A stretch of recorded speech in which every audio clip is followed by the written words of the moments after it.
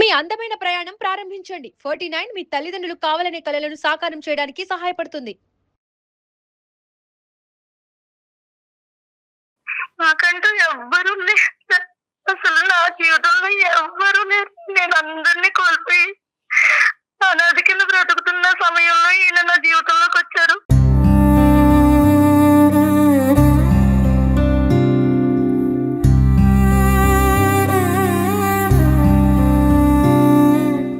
నేనున్నాను, నీకేం కాదు, నేను చూసుకుంటాను అని నాకు ఎంతగానో భరోసా ఇచ్చారు సార్. కానీ ఇప్పుడు ఆయన ఆ పరిస్థితి అసలు ఎక్కడ కనిపించట్లేదు నాకు.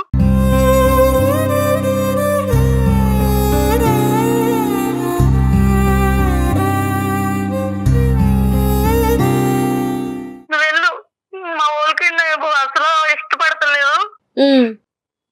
వాళ్ళు నిన్ను చూస్తేనే కోపడుతున్నారు, నన్ను కూడా చేరనీయట్లేదు. నాకు ఇవ్వాల్సిన అమౌంట్ కూడా ఇవ్వట్లేదు, రావాల్సిన ఆస్తి కూడా ఇవ్వనంటున్నారు అనేసి మొత్తానికి మాట్లాడడమే మానేస్తున్నారు. ఫోన్ కూడా చేయట్లేదు.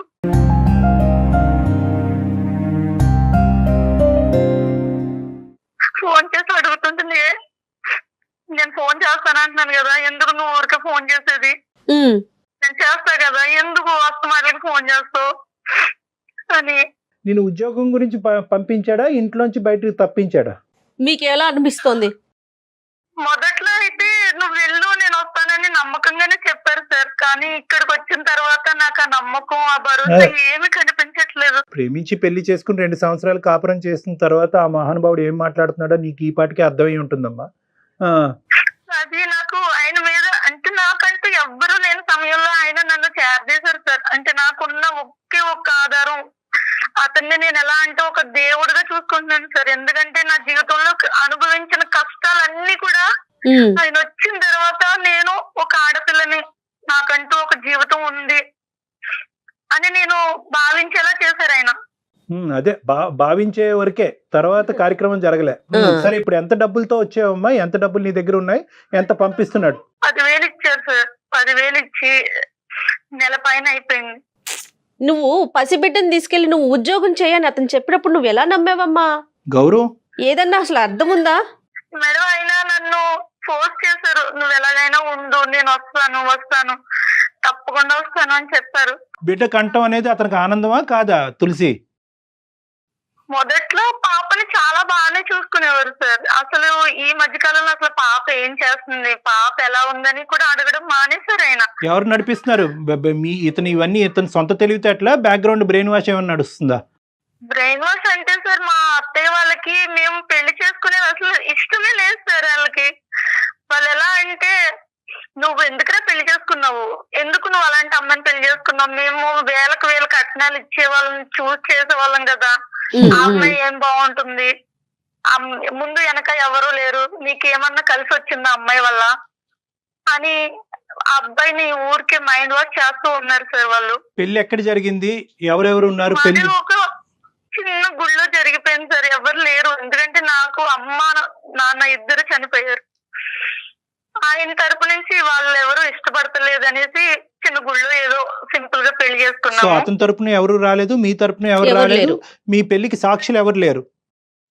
ఎవరు వాళ్ళ తరపు నుంచి ఒక 2 ఫ్రెండ్స్ మాత్రం వచ్చారు సార్. నా తరపు నుంచి అయితే ఎవరిని తీసుకురాలేదు. సరే చెప్పు, ఇప్పుడు ఏంటమ్మా ఇప్పుడు పరిస్థితి? మా సుమన్ టీవీ వరకు ఎందుకు వచ్చాం మొన్న? మీకు నేను ఇక్కడ ఏదైనా వర్క్ కోసమని వచ్చాను సార్. అసలు ఎలా చేస్తావు తల్లి? 10 నిమిషాలే పాప నిన్ను వదిలి ఉండదు కదా. ఉద్యోగం చేయటం అంటే మాటలా? ఎలా చేస్తావు నీకు ఎలాంటి సపోర్టు లేకుండా? అదే అర్థం కావట్లేదు మేడం.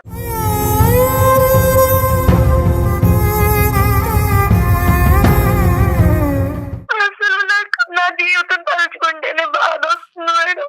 చిన్నతనంలోనే నాకు నాన్న చనిపోయి అమ్మ దగ్గర ఉన్నాను. అమ్మ చనిపోయింది. అమ్మ చనిపోయిన తర్వాత నేను పూర్తిగా ఒంటరి అయిపోయాను.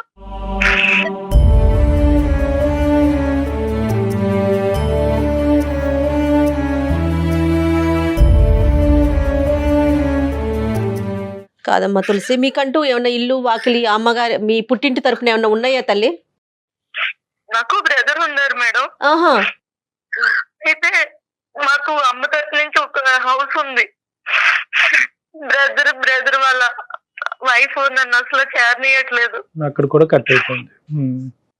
అంటే నన్ను మాట్లాడితే ఎక్కడ నేను ఆ ఇల్లు రాయించుకుంటాను అని చెప్పేసి ఇంకా అక్కడ పాలిటిక్స్ అక్కడ ఆ issue. నడుస్తాయి అమ్మా. పూర్తిగా అమ్మ చనిపోయాక నా మీద లేనిపోని నిందలేసి అమ్మ ఎలా చనిపోయారమ్మా? అమ్మ ఊరు కోసుకొని చనిపోయారు. అయ్యో,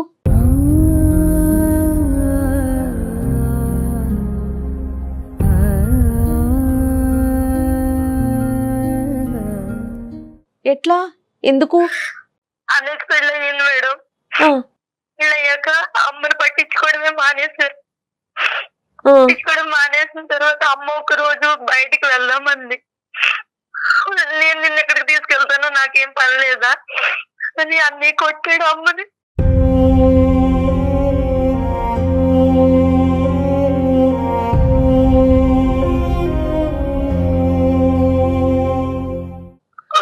అది తట్టుకోలేక అమ్మ సూసైడ్ చేసుకుంది.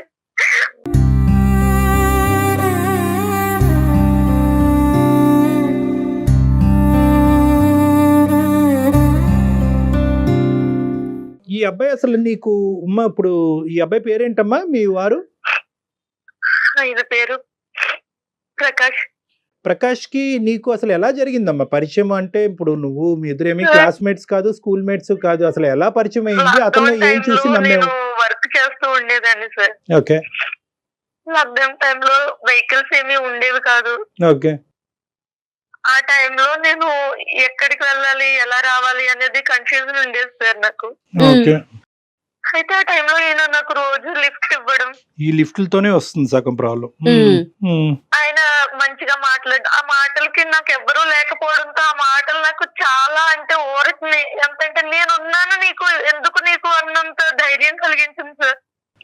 అతను ఉన్నాడు అనే ధైర్యం నీకు వచ్చింది. ఒకప్పుడు అతనికి కావలసినటువంటి వాళ్ళు నిన్ను కాదు అంటే కనుక నీకు వెనక ముందు లేనప్పుడు నీ జీవితం ఏమవుతుందని ఒక్కసారి కూడా ఆలోచించలేదమ్మా?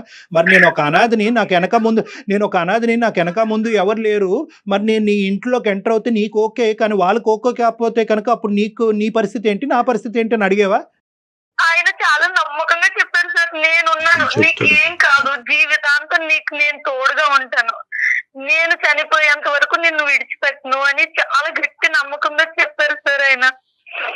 ఆ మాటలకి నేను ఎవరూ లేకపోవడంతో నిస్సహాయ స్థితిలో.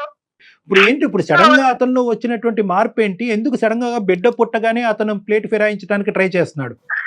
వాళ్ళ అమ్మగారు ఆస్తి ఇవ్వనని, రైట్, ఆ అమ్మాయితో నువ్వు ఉంటే నువ్వు ఆ అమ్మాయితో కట్టుబట్టలతో నువ్వు బయటికి వెళ్ళిపో, నీకు నేను ఒక్క రూపాయి కూడా ఇయ్యను, నువ్వేం చేసుకుంటావో ఎలా బతుకుతావో నీ ఇష్టం అని చెప్పేసి. ఇప్పుడు ఇది ఎక్స్పెక్టెడా కాదా? ఇప్పుడు ప్రకాష్ ఇది ఎక్స్పెక్ట్ చేశాడా? ఒకప్పుడు ఈ అమ్మాయిని తీసుకొస్తే కనుక ఈ విధంగా నా తల్లిదండ్రులు మాట్లాడతారు అనేది ప్రకాష్ ముందుగా ఎక్స్పెక్ట్ చేశాడా? ఎక్స్పెక్ట్ చేయనటువంటి అంశం అతను చెవి చూడటం వల్ల ఈ రోజు ఇలా మారిపోయాడా? నీకేమనిపిస్తుంది? ఆయన అప్పుడు అసలు అలా అనుకొని ఉండరు సార్, పర్వాలేదు మా వాళ్ళు ఒప్పుకుంటారు, నేను నీది ఒక గొప్ప క్షమాగుణం, నీకు నువ్వన్నీ క్షమిస్తూనే ఉంటావు. సో నువ్వేమంటావు అంటే కనుక అసలు వాళ్ళ తల్లిదండ్రులు ఈ విధంగా రియాక్ట్ అవుతారని చెప్పి అతను అనుకోలే. అతను మంచోడే. ఇప్పటికి మీ ఆయనకి 100కి 100 మార్కులు వేస్తున్నావు, ఇంకా ఎక్కువే వేస్తావేమో. నాకంటూ ఉన్నది ఇంకా ఆయనే సార్. జీవితంలో నేను బ్రతుకుతున్నాను అంటే నా పాప కోసం. అంతేనమ్మా, కానీ డబుల్ గేమ్ ఆడుతున్నాడమ్మా. ఒక బిడ్డను కన్నా తర్వాత ఒక చంటి బిడ్డతో పాలిచ్చేటటువంటి బిడ్డతో నిన్ను పచ్చిగా చెప్పాలంటే నడి రోడ్డు మీదకి గెంటేశాడు బిడ్డతో పాటు. ఉద్యోగం ఎత్తుక్కో, హైదరాబాద్ వెళ్ళి ఉద్యోగం ఎత్తుక్కో, నీకు నెలకి 10,000 పంపిస్తాను, ఇవన్నీ కూడా ఉత్త అబద్ధాలు. అమ్మా అసలు అతనితో మాట్లాడొచ్చు ఒక్కసారి? అతనేమనుకుంటున్నాడు? ఏమనుకుంటాడు దొంగడు? మీతో మాట్లాడితే మారుతారేమో అనే చిన్న ఖచ్చితంగా ట్రై చేద్దాం. అగ్రెషన్ చూపెట్టద్దు, కోపం చూపెట్టద్దు, అతన్ని నిలదీసేటటువంటి ప్రయత్నం చేయొద్దు. అవకాశం ఉన్నంత వరకు అతనికి బుద్ధి చెప్పి మీ ఇద్దరిని కలిపేటటువంటి ప్రయత్నం చేస్తాం. ఎందుకంటే ఇక్కడ నీతో పాటు బిడ్డ అన్యాయం అయిపోతుంది. ఒకసారి మరి అతన్ని కనెక్ట్ చేస్తావమ్మా, మాట్లాడతావా? ఒక్క నిమిషం సార్ మాట్లాడతాను. Okay okay. ఎంత ఘోరం అంటే నాకు అసలు అమ్మాయిని చూస్తే భలే ఏడుపు అనిపించింది కళ్యాణ్ గారు. డైరెక్ట్ గా చూసాను కదా, బుడ్డ పాప, చిన్న పాపని వేసుకుని వచ్చేసింది. అది ఇంకా ఏం చెప్తోంది, నా ఫీడింగ్ కాబట్టి సరిపోతుంది, అదే బాటిల్స్ గానీ అలా అంటే అయితే నేను అసలు ఎక్కడి నుంచి తాగించగలను అడుగుతోంది. ఎంత కష్టం అండి పసిపిల్లల్ని పెంచడం.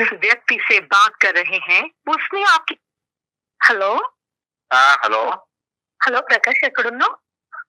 తులసి చెప్పి ఇప్పుడే డ్యూటీకి వెళ్తాను. ఏ పాప ఏం చేస్తుంది? పాప ఆడుకుంటుంది. నువ్వు ఎప్పుడు వస్తావు ఊరి నుంచి? ఎప్పుడు వస్తావేంటి? చెప్పాను కదా, ఈ లోపు నువ్వు ఏదైనా చూసుకొని అక్కడ ఉండమన్నాను కదా. నాకు అప్పులు ఉన్నాయి, ఇగో ఎక్కుతున్నాను, డ్యూటీ ఎక్కుతున్నాను, తీరాలి కదా మరి.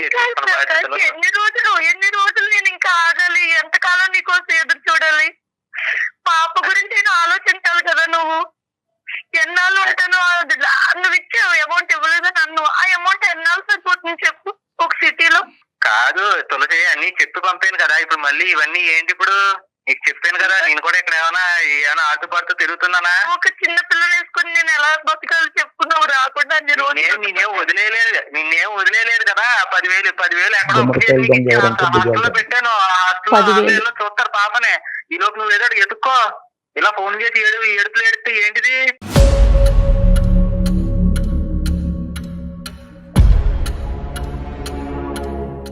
వల్ల కావట్లేదు ప్రకాష్. అసలు పాప ఎంత గట్టిగా ఏడుస్తుంది తెలుసా?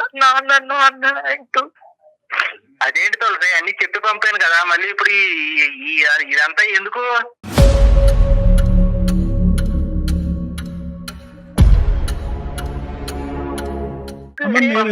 ఏదో ప్రకాష్ గారు, విను నేను అనుకోకుండా సుమన్ ఛానల్ కి వచ్చాను. సార్ మేడం లైన్ లో ఉన్నారు, ఒక్కసారి వాళ్ళతో మాట్లాడుతావా? ఏమనుకోవద్దు. ప్రకాష్ గారు నమస్తే అండి. నమస్తే అండి. తను తులసి మీ భార్య మా దగ్గరకు వచ్చిందండి. సుమన్ టీవీలో ఏదైనా ఉద్యోగం ఉంటే చూడండి మేడం అని పసిపాపని తీసుకుని వచ్చింది. సరే ప్రకాష్, ఇప్పుడు మా దగ్గర ఉద్యోగాలు ఏం లేవు. సో మేము ఆవిడకి టికెట్ కొని ఇప్పుడు మళ్ళీ ఒంగోలు పంపిస్తున్నాం. ఓకే, అంతవరకు మేము సహాయపడగలం. మీ అడ్రస్ చెప్తే కనుక బిడ్డని తల్లిని జాగ్రత్తగా అక్కడ చేర్చడానికి మేము ప్రయత్నం చేస్తాం, మా వంతు ప్రయత్నం. మా దగ్గర ఉద్యోగాలు లేవు. వెనక్కి పంపేది పోను, ఇంకోటి ఏదైనా చూసుకుంటదండి అక్కడ. చూసుకుంటది ఏంటి ఉద్యోగం చూసేదేంటి? చంటి పిల్లల్ని ఎత్తుకుని ఇప్పుడు ఉద్యోగాలు ఇక్కడికి ఎత్తుక్కోవడానికి హైదరాబాద్ రావాలా? మీ దగ్గర ఉద్యోగాలు దొరకవా? నిజంగా అమ్మాయి ఉద్యోగం చేయవలసినటువంటి అవసరం వచ్చిందా? నిజంగా ఉద్యోగం గురించి పంపించావా, వదిలించుకోవాలనుకుంటున్నావా? ఏంటి నీ ఉద్దేశం చెప్పు ప్రకాష్. తులసి ఏంటి ఇదంతా? ఏంటి నీకు ఆల్రెడీ నేను చెప్పి పంపాను కదా. ప్రకాష్ అర్థం చేసుకుని నేను ఇక్కడ జాబ్ కోసమనే వచ్చాను. సార్ అయితే నన్ను ఏంటమ్మా నీ పరిస్థితి అంటే, ఇలా సార్ నేను ఇలా ఉన్నాను నా పరిస్థితి అంటే. అవన్నీ ఎందుకు ఇప్పుడు? ఏంటి ఇప్పుడు ఆ పర్సనల్ విషయాలు చెప్పుకుంటే గానీ ఎవరు ఉద్యోగాలు ఇవ్వాలి? పర్సనల్ విషయాలు ఇది పర్సనల్ పరిధి దాటింది ప్రకాష్ గారు. చాలా మంచి వాడివి, నన్ను ఒక దేవుళ్ళ చూసుకున్నావు. నా జీవితంలో ఒక మంచి అదృష్టం అంటూ ఉందంటే అది నీ వల్లే అని చెప్తున్నాను వాళ్ళకి. ఆ అమ్మాయి ప్రకాష్ గారు ఒక్క 2 నిమిషాలు వినండి. ఈ అమ్మాయి మీ గురించి ఏమీ వ్యతిరేకంగా చెప్పలేదు. ఎవరు దిక్కుతోచినటువంటి ఉండేటటువంటి పరిస్థితుల్లో, అమ్మ నాన్న ఎవరు లేనటువంటి పరిస్థితుల్లో, సొంత అన్న కూడా ఆదరించినటువంటి పరిస్థితుల్లో పెద్ద దిక్కుగా మీరు ముందుకొచ్చి నమ్మించి పెళ్లి చేసుకున్నారు. మీ తల్లిదండ్రులకు కూడా ఎదురు చెప్పి ముందుకెళ్ళి పెళ్లి చేసుకున్నారు అనేటటువంటి ప్రతి అంశం గొప్పగా చెప్తూనే వచ్చింది. కానీ లాస్ట్ 6-7 మంత్స్ తర్వాత ఈ లాస్ట్ 6-7 మంత్స్ నుంచి ఎందుకో మీలో ఒక మార్పు వచ్చింది. ఈరోజు ఉద్యోగం అనేటటువంటి వంకతో నన్ను ఇక్కడ హైదరాబాద్ వరకు పంపించాడు. 10,000 పంపిస్తా అన్నాడు. చేతులు ఆరికిపోతున్న డబ్బులు లేవు చేతుల్లో, దిక్కుతోచినటువంటి పరిస్థితి. నేను ఎలా బతకాలి? ఈ బిడ్డతో పాటు నేను ఎలా బతకాలి? నా పరిస్థితి అలాగే ఉందండి. ఆ అమ్మాయికి అయితే ఎవరు లేరు. నాకు అమ్మ నాన్న అందరూ ఉండి కూడా నేను అనాథలా బతుకుతున్నాను ఇక్కడ. నాకు 1 కోటి రూపాయలు ఆస్తుంది. కానీ ఎవరు మా ఇంట్లో నన్ను పురుక్కన్న హీరంగా చూస్తున్నారు. ఎవరు ఇంట్లోకి రానివ్వట్లేదు నన్ను.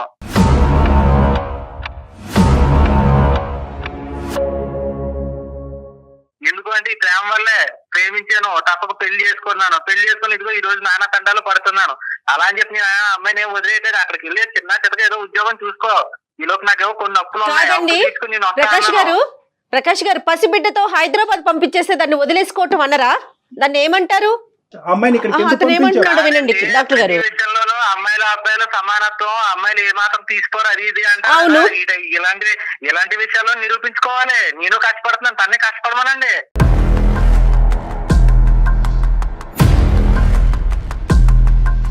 అప్పుడు ఆ బిడ్డను మీ దగ్గరే ఉంచుకోవచ్చు కదా.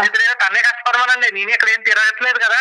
కానీ ఇప్పుడు దీన్ని మీరు సమానం కోసం, ఆమెకున్న శక్తిని ఏదో ప్రపంచానికి చూపించడం కోసం పంపించినట్లేదు, ఆమెను వదిలించుకున్నట్టు అనిపిస్తుంది. చాలా క్లియర్ గా అర్థమవుతుంది. సమానత్వం గురించి, ఉమెన్ ఎంపవర్మెంట్ గురించి తర్వాత మాట్లాడుకుందాం. ఇది ఉద్యోగం గురించి పంపించావా, వదిలించుకోవాలనుకుంటున్నావా?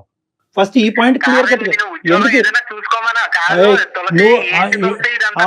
ఆ అమ్మాయి ధైర్యం చెప్పి నేను పంపితే నువ్వు ఉద్యోగం ఎత్తుకోకుండా ఈ పర్సనల్ విషయాలన్నీ చెప్పి ఏంటిది నేనేమో నీకు ధైర్యం చెప్పి పంపిస్తే వీళ్ళందరూ ఏమో నీకు భయపడుతున్నారా? భయపెట్టట్లేదు ప్రకాష్. ఒక ఆడపిల్లతో నువ్వు అసలు ఎలా బ్రతకగలుగుతున్నావమ్మా అంటే, సార్ నా పరిస్థితి ఇలాంటిది, నా హస్బెండ్ నాకు ఎంతో ధైర్యాన్ని ఇచ్చి పంపించారు, అయితే నాకు ఇక్కడ ఏం చెయ్యాలి, ఎలా బ్రతకాలనేది నాకు అర్థం కాక. ప్రకాష్ ఇది పర్సనల్ అనేటటువంటి అంశం దాటి, పర్సనల్ అనే అంశం దాటి ఇక్కడ ఒక కనికరం, ఒక హ్యుమానిటీ అనేటటువంటి అంశాల గురించి మనం మాట్లాడుకోవాల్సి వస్తుంది. కాబట్టి మీ పర్సనల్ ఏరియాలోకి మేము ఎంటర్ అవ్వాల్సినటువంటి అవసరం పడింది. ఇక్కడ నాకుండేటటువంటి పేరు, నాకుండే పలుకుబడితో నేను ఒంగోలులోనే మీ భార్యకి ఉద్యోగం ఇప్పిస్తాను, ఓకేనా? నేను ఇక్కడ ఉన్నానండి, తను అక్కడే హైదరాబాద్ ఏదో ఒక ఉద్యోగం చూసుకోమని పంపాను. ఇక్కడ ఉద్యోగం సబ్జెక్ట్ కాదండి, అక్కడ ఎత్తుకోవాలండి. ఉద్యోగం ఎత్తుకోకుండా ఇవన్నీ పంచాయతీలన్నీ పెట్టి నా పని పాడు చేసి కాదు ప్రకాష్, నిన్ను నేను వదిలేలేదు అని చెప్తున్నారు కదా. వేరే చోటకెళ్ళి ఉద్యోగం ఎత్తుకుంటది. బాబు ఇంకో ఉద్యోగం ఎత్తుకోవడం నేను ఒకటి ప్రకాష్ మొత్తాన్ని చెప్పుకుంటే మళ్ళీ ఎలా మాట్లాడుతున్నావేంటి? ప్రకాష్ ఇక్కడ నా పరిస్థితి సార్ అక్కడ ఊళ్ళోనే ఉద్యోగం ఇప్పిస్తానంటున్నారు కదా, నేను వచ్చేసాను ప్రకాష్. నాకు ఇక్కడ చాలా భయంగా ఉంది.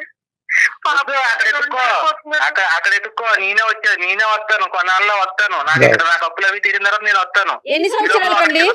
ఏదో ఎత్తుకో. ఎన్ని సంవత్సరాలకు వస్తారు ప్రకాష్ మీరు? సంవత్సరాలు ఏంటండి, అదంతా కాదండి, నేను వస్తానండి, కొద్ది టైం పడుతుంది. మీరేమో మా ఆవిడని అలాగా భయపెట్టేసి మీరేమో నా ఇది భయపెట్టినట్టు అనిపిస్తుందా మీకు? పాప ఏడుస్తుంది ప్రకాష్, భయపడుతుంది.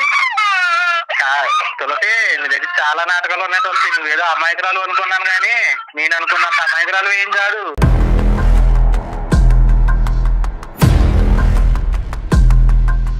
నీ వ్యూహాలు నీకు ఉన్నాయన్నమాట. అయితే నీ వ్యూహాలు నీకు ఉన్నాయి.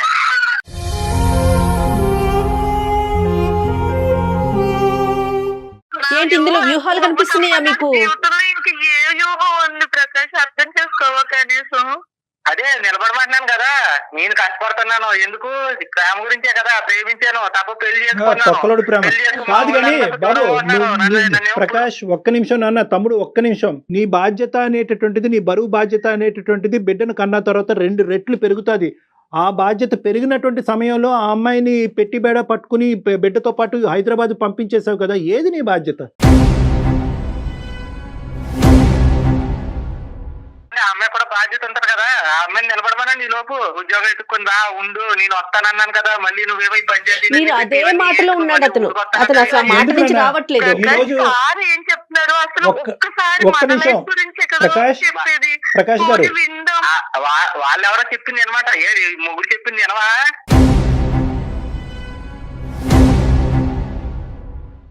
నేను ఏం చెప్పాను చెప్పు. అక్కడ ఏదో చూసుకోమన్నాను, దూరం వచ్చాను.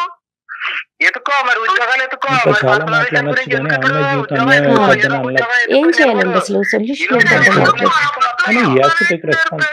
ఎవరు చేరదీయట్లేదు, అసలు ఆదరణే లేదు. నాకు నిలవ నేడు లేకుండా అయిపోయినట్టు అయిపోయింది.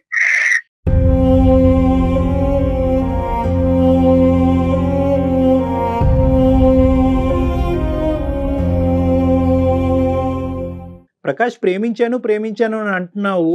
ఆ అమ్మాయి ఏడుస్తుంటే, ఆ అమ్మాయి బాధపడుతుంటే, వెనకాతల బ్యాక్గ్రౌండ్లో ఆ చంటి పిల్ల ఏడుస్తూ ఉంటే మాకు మనస్సు తరిగిపోతుంది. నీకేం అనిపించట్లేదా ప్రకాష్? నీకు ఉద్యోగం ఒక్కటే కనిపిస్తుందా? ఏమండి ఎలాగా అలా అలా అలా అలా బాధపడిపోతే రోజులు వెళ్ళవు కదండి. నాకుండి బాధ్యతలు నాకు అలా ఉన్నాయండి. ఓ పక్క అప్పులు ఉన్నాయి, తప్పదండి. బాబు నువ్వు కష్టపడి ప్రేమించి పెళ్లి చేసుకున్నావా, ఇష్టపడి ప్రేమించి పెళ్లి చేసుకున్నావా అనేటటువంటిది నీ మనస్సాక్షికి తెలుసు. మీ తల్లిదండ్రులు ఇలా తిరుగుబాటు చేస్తారు, నిన్ను ఇంట్లోంచి బయటకు గెంటేస్తారు, ఆస్తిపాస్తులు ఇవ్వకుండా చేస్తారనేది నీకు ముందు నుంచి తెలుసు. ఇదేం కొత్తగా తెలిసినటువంటి అంశం ఏమీ కాదు. నాకుండి తలకాయ పోట్లు నాకు ఉన్నాయండి. ఇప్పుడు ఇవన్నీ ఏంటంటే మీ దగ్గర ఉద్యోగం ఉంటే ఇవ్వండి తనకే, లేదంటే లేదు. నీ తలపోటు ఒకటే ఉంది. ఆ అమ్మాయి ప్రాణాలు అరిచేతిలో పెట్టుకుని రోడ్డు మీద పడింది. నీకు ఓన్లీ తలపోటే ఉంది. తలపోటు కావాలంటే డోలో వేసుకో, అది కాదు. ఇలా విను, ఏం కాదు, మీరు అనుకుంటున్న అమాయకురాలు ఏం కాదు, తను ఏదో రకంగా బతకగలదు. ఆ అమ్మాయికి ఏం తెలివితేటలు ఉన్నాయన్నయ్యా? బిడ్డను పట్టుకుని నీ మాటను నమ్మి హైదరాబాద్ వచ్చిందనా, తెలివైందని అనుకుంటున్నావు? ఏంటి ఆ అమ్మాయి వెనకాతల మైండ్ లో ఉన్న మాస్టర్ ప్లాన్ ఏంటో చెప్పండి ప్రకాష్ గారు. మీ దగ్గర ఉద్యోగం ఉంటే ఇవ్వండి తనకి, ప్రకాష్ గారు. లేదంటే హాస్టల్ పంపేయండి. ఎక్కడైనా ఏమైనా ఉంటే చూసుకుని ఎదుర్కో. ఇటువంటి అన్ని నాకు. ప్రకాష్ మేము చెప్పేది ఒక్క 2 నిమిషాలు వింటావా?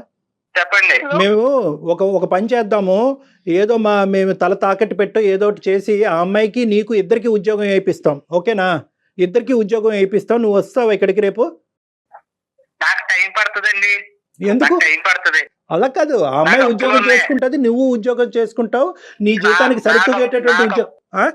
లేదండి, నా ఉద్యోగం కాదు కానీ తనకి ఏదైనా ఉద్యోగం ఇప్పించండి, తను చేసుకుంటూ ఉంటది. నాకు టైం పడుతుంది, నేను రావడానికి టైం పడుతుంది. దేనికి టైం పడుతుంది? అప్పులు ఉన్నాయి, దేనికి టైం పడుతుంది? అప్పులు ఇక్కడ నుండి తీర్చుకోకూడదండి. మీ అమ్మ నాన్న 1 కోటి రూపాయలు ఆస్తి ఇచ్చేకి వస్తావా? ఈ లోపు నాకు కుదిరినప్పుడు నేను వస్తాను. నన్ను ఇదిగో తులసి, నువ్వు ఇలా ఫోన్ చేసి ఇబ్బంది పెట్టు. నాకు పని ఉంది, నేను మళ్ళీ చేస్తాను. ఏయ్ ప్రకాష్, ప్రకాష్, ప్రకాష్, ఎంత దారుణంగా ఉన్నారండి.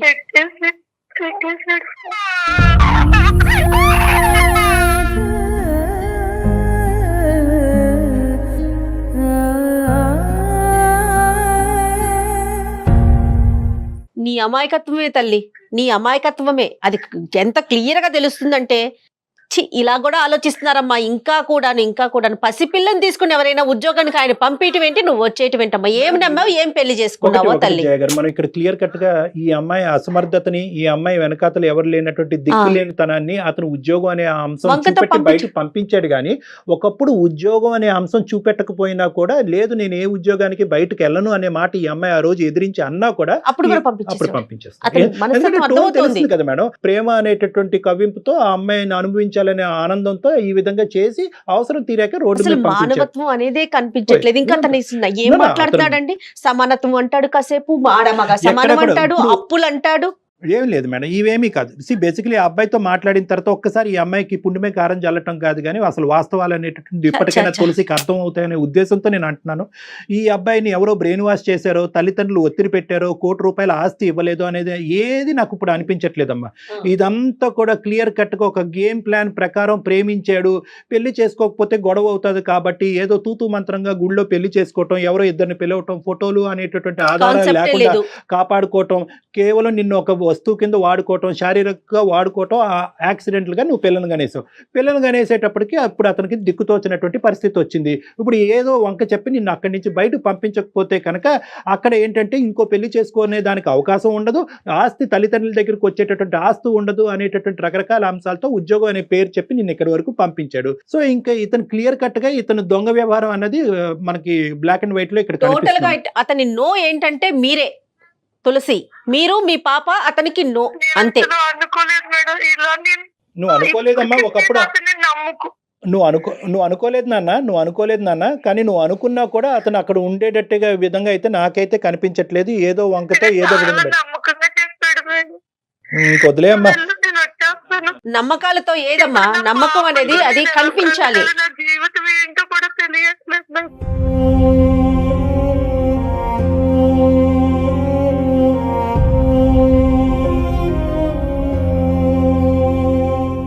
ఇప్పుడు మనం ఏంటంటే ఇది లీగల్గా వెళ్ళవలసినటువంటి అవసరం ఉందమ్మా. పోలీసుల యొక్క ఆశ్రయం అయితే ఖచ్చితంగా తీసుకోవాలి. ఇలాంటి వాళ్ళకి గట్టిగా బుద్ధి చెప్పాలి. మంచిగా చెప్పడానికి ట్రై చేశాము, అన్ని ఆప్షన్స్ ఇచ్చి చెప్పడానికి ట్రై చేశాము. నీ అంగీకారం లేకుండా మేము ప్రయాణం చేయలేము. ఎందుకంటే లీగల్ మ్యాటర్స్, పోలీస్ మ్యాటర్స్ అంటే కనుక అది ఒక టైప్ ఆఫ్ యుద్ధం అది. సో ఆ విధంగా వెళ్తే కనుక దీనికి ఒక పరిష్కారం దొరుకుతుందనే నమ్మకం నాకు ఉంది. కానీ దానికి కూడా if you don't agree I can't do. నాకేం అర్థం కావట్లేదు సార్, ఎలా బ్రతకాలి అనేది. ఈ పాపతో నాకు అసలు ఏమీ తోచట్లేదు, దిక్కుతోచిన చేతిలోకి వెళ్ళిపోయింది.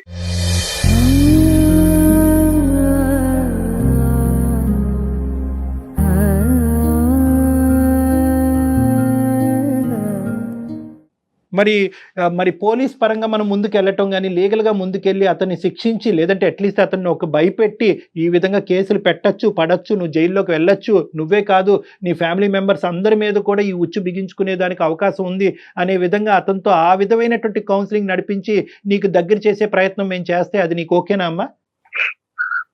అంటే సార్, పోలీసులు అంటే మళ్ళీ అయిన తర్వాత నువ్వు నన్ను పోలీసులకి ఇచ్చావు, నేను నీ బిడ్డని నేను చేరదీయకపోతే నా పరిస్థితి. ఇక్కడ 3 ఆప్షన్స్ నేను చెప్తానమ్మా. ఆప్షన్ ఏ ఏంటంటే నేను అతనితో మళ్ళీ ఫోన్ లో మాట్లాడతాను, నువ్వు ఫోన్ పెట్టేసిన తర్వాత. ఆప్షన్ బి ఏంటంటే ఫస్ట్ ఆఫ్ ఆల్ నీకంటూ ఒక ఆశ్రయం కానీ నీకంటూ చేసుకునేటటువంటి దానికి బిడ్డతో పాటు నువ్వు ఏదైనా చేసుకునే దానికి ఒక అవకాశం ఉంటే కనుక, ఉద్యోగ అవకాశము ఒక ఆశ్రయం ఉంటే కనుక ఆ విధంగా కూడా మేము హెల్ప్ చేయడానికి ట్రై చేస్తాము. మన ప్రేక్షకుల్లో ఎవరైతే ఉన్నారో వాళ్ళు కూడా ఎవరైనా ముందుకు వచ్చినట్టుగా అయితే కనుక వాళ్ళ ద్వారా కూడా నీకు హెల్ప్ చేయడానికి ట్రై చేస్తాము. మూడో అంశం ఏంటంటే మంచిగా మాట్లాడుతూ ముద్దుగా మాట్లాడితే కనుక మీ భర్త లొంగేటటువంటి అవకాశం లేదు. ఎందుకంటే తడిగొడ్డతో నీ గొంతు కోసాడు ఇక్కడ. కాబట్టి నేనేమంటున్నానంటే పోలీసులు అంటే కనుక వాళ్ళు ఏదో చెత్తగొట్టేసో హింసించో బాధ పెట్టరమ్మా. వాళ్ళు కూడా ఏంటంటే కౌన్సిలింగ్ ద్వారానే, ఎందుకంటే కౌన్సిలింగ్ ద్వారానే, ఆర్బిట్రేషన్ మీడియేషన్ ద్వారానే సాఫ్ట్ గానే ఇటువంటి సమస్యలకు పరిష్కారం చేయడానికి ఒక ప్రయత్నం చేస్తారు. బాబు నీ జీవితం ఇది, ఆ అమ్మాయి జీవితం ఇది, ఇలా అవబోతుంది, లేనటువంటి పక్షంలో అయినా కానీ నువ్వు మొండికేస్తే కనుక అప్పుడు నీ చట్టరీత్యా నీ మీద మేము ఇటువంటి స్టెప్స్ తీసుకోవడానికి అవకాశం ఉంటుంది అనే విధంగానే వాళ్ళు కూడా మాట్లాడతారు. అసలు మీరేమనుకుంటున్నారో చెప్పండి తులసి. ముందు అమ్మాయి ఒంటరిగా బతకలేదు మేడం. సమాజంలో పాపని తీసుకొని నేను ఒక్కదాన్ని బతకాలంటే అవ్వదు మేడం. చిన్నప్పటి నుంచి నేను ఒంటరిగా బ్రతికాను. ఆ బ్రతుకు మళ్ళీ నా కూతురికి కూడా వద్దు మేడం. అమ్మాయికి ఆప్షన్ ఇచ్చినా కూడా మనం ఇప్పుడు ఏంటంటే నువ్వు ఒంటరిగా బతకమను ధైర్యం. అదే మేడం, ఎందుకంటే కాంప్రమైజ్ కావాలి మనం కదా. వీలైనంత వరకు 99.9% అతన్ని మెత్తగా చేసి, అతన్ని కాంప్రమైజ్ చేసి, అతన్ని లీగల్ గా గానీ మెడికల్ గా గానీ ఇంకో పరంగా గానీ ఎందుకంటే ఈ అమ్మాయికి ఈ రోజు పెన్నం నుంచి పొయ్యిలో పడినట్టు అయింది. ఈ రోజు పరిస్థితి ఒంటరిగా ఉండి తన జీవితం ఏదో, తన ఉద్యోగం ఏదో, తన బాధలు ఏదో తను పడి ఉంటే కనుక అనాథగా ఉన్నా కూడా భగవంతుడు నాకు ఒక దారి చూపెట్టాడని ముందుకెళ్ళి ఉండేది. అవును. ఇప్పుడు ప్రేమ నువ్వు ఉచ్చులో చిక్కున్న తర్వాత ఈ నవ్వు, ఇప్పుడు ఆ అమ్మాయి ఏమనుకుంటుంది, ఇది నా జీవితమే కాదు నా బిడ్డ జీవితం కూడా. ఈ రోజు నేను కఠినంగా ఒక నిర్ణయం తీసుకుంటే కనుక నా బిడ్డకి రేపొద్దు నేను ఏం చెప్తాను, ఏ సమాధానం చెప్తాను, అమ్మ నాన్నేడి అంటే ఏమని చెప్తానని రకరకాల ప్రశ్నలతో ఈరోజు మాక్సిమం 99.9% ఈ అమ్మాయి ఏ దారి అయితే ఎంచుకుందో, ఏ భర్తతో అయితే ముందుకు వెళ్ళాలనుకుందో ఆ దారే రెక్టిఫై చేసి మనం ఇవ్వాల్సినటువంటి బాధ్యత మనమే ఉంది. ఇప్పుడు ఇమీడియట్ గా తక్షణ కర్తవ్యం ఏంటంటే కనుక నీకంటూ ఒక బ్రతుకు తెరువు కావాలి కాబట్టి, ఓకే, నీకు సానుకూలమైనటువంటి వాతావరణం, నీకు నీ బిడ్డకి సానుకూలమైనటువంటి వాతావరణంలో జయ గారితో ఇప్పుడే నేను అది మాట్లాడుతున్నాను. సుమన్ టీవీ వాళ్ళు కూడా నీకు ఏదో ఒక ఆశ్రయాన్ని ఇస్తారమ్మా, అంటే ఉద్యోగరీత్యా. ఓకే, అంటే ఇప్పుడు బిడ్డతో పాటు ఎలాగనేటటువంటి ప్రశ్న కూడా మేము ఇప్పుడు అదే మాట్లాడుకుంటున్నాము. అదే ఆలోచిస్తున్నాను కళ్యాణ్ గారు. ఎందుకంటే పసిబిడ్డ ఖచ్చితంగా తల్లి పక్కనే ఉండాలి. టెలికాలింగ్ అలాంటివి నేను నేర్పించి చేయించగలను గానీ పసిపాపని ఏం చేయాలి, ఎవరు చూసుకుంటారు? బిడ్డను కూడా మనము ఇక్కడే మనం ఆ ఏర్పాటు కూడా చేద్దాం అమ్మా. ఏదో ఒకటి చేద్దాం కళ్యాణ్ ఏదో ఒక ఉయ్యాలు ఏర్పాటు చేయటమో, లేదంటే ఒక ఆయమ్మని ఏర్పాటు చేసి బిడ్డను ఎత్తుకోవటమో ఏదో ఒకటి చేద్దాంలేండి. సో ఫస్ట్ ఆఫ్ ఆల్ అయితే కనుక అదైతే మాత్రం మేము నిర్ణయించుకున్నాము. నీ సమస్యకు ఒక పరిష్కారం చూద్దామమ్మా. ఉద్యోగ పరంగా నీకంటూ సుమన్ టీవీలో ఒక అవకాశం ఉంది, సరేనా? నేను ఏదో ఒక జాబ్ నీకు చూసి పెడతాను. పాపను కూడా ఇక్కడే ఉంచుదాం. ఓకే అమ్మా, ధైర్యంగా ఉండు. రైట్, ధైర్యంగా ఉండు. జాగ్రత్త తులసి, మనం మళ్ళీ మాట్లాడదాం. ఓకేనా? అది అనుకున్నంత సింపుల్ కాదు కానీ కళ్యాణ్ గారు, అంటే ఒక జాబ్ అంటే పసిపిల్లని అంతే, వేరే ఇబ్బంది మన దాకా వచ్చింది కాబట్టి మనం ఎట్లెక్కిందండి ఆవిడ. మన దేవుడు దారి చూపెట్టాడంటే దేవుడు మనం ఎట్లు చూపెట్టాడని అనుకోవాలి. అంతే అంతే, ఏదో ఒకటి చేద్దాము. కానీ ఈ లోపు కనుక మీరు వాళ్ళ హస్బెండ్ తో అండ్ వాళ్ళ బ్రదర్ తో, వాళ్ళ ఫ్యామిలీతో ఏ రకంగా మాట్లాడాలో ఆ రకంగా మాట్లాడే ప్రయత్నం అయితే చేద్దాం కళ్యాణ్ గారు. Okay madam. రైట్ అండి, థ్యాంక్ యూ, నమస్తే.